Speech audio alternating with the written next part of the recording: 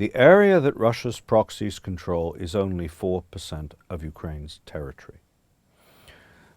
Having a frozen conflict there is not Russia's aim at all. The frozen conflict is a means to secure Ukraine's neutralization and its so-called federalization with the agreement of the West to legitimize it. And what they mean by federalization is a state of affairs that gives them and their proxies a right of veto over all of Ukraine's significant foreign policy and security decisions.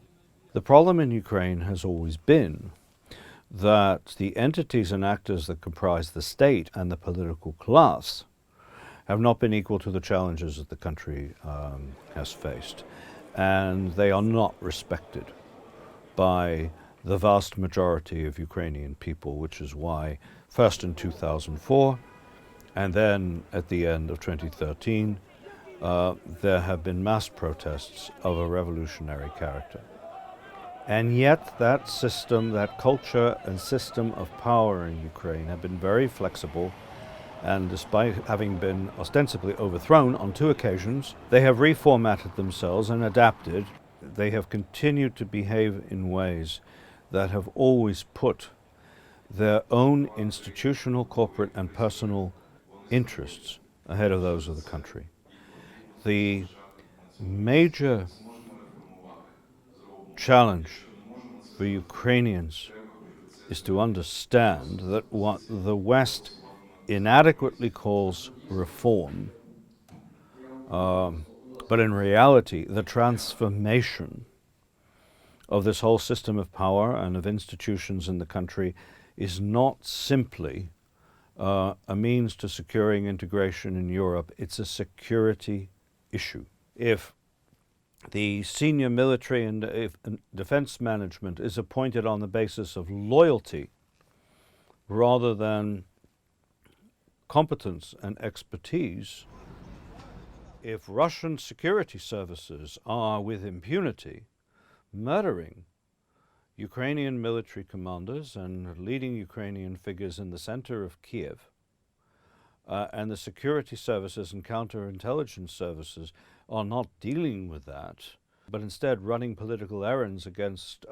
opponents of the current incumbents in power, that is a threat to the country. So this issue is going to become even more acute between now and the next presidential elections in 2019. The most significant contribution the West has made, believe it or not, is not sanctions. It is maintaining political support.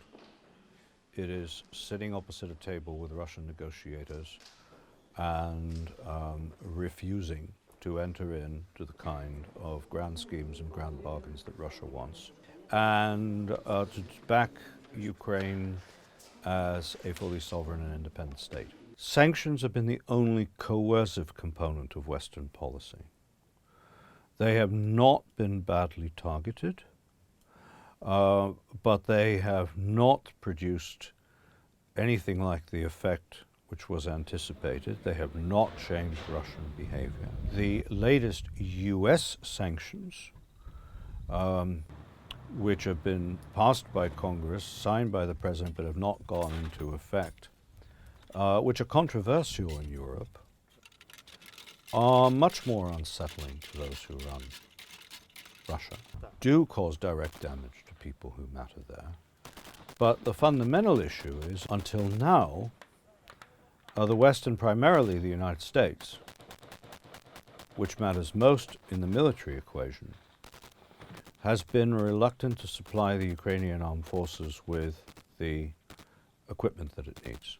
But I think the biggest limitation in the West's approach is the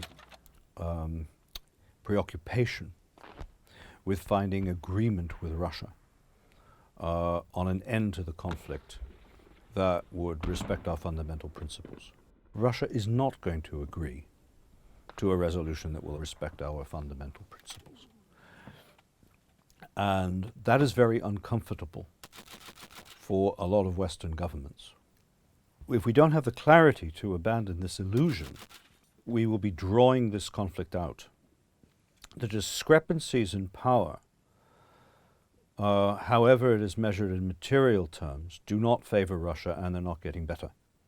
If Russia does not address its deep-seated internal problems, the technological gap will widen, and it will, within 20 years, lose the capacity to be a great power at the top table. It will not be in this game. If we want to produce real changes in Russian thinking earlier than that, then don't we need a clearer and more robust policy? The problem is that by tying everything now to agreement with Russia, we are drawing this conflict out, and we are encouraging the current leadership in Russia to believe that it is succeeding, whereas in fact it has actually been losing. It has very little to show for 4 years of war in Ukraine.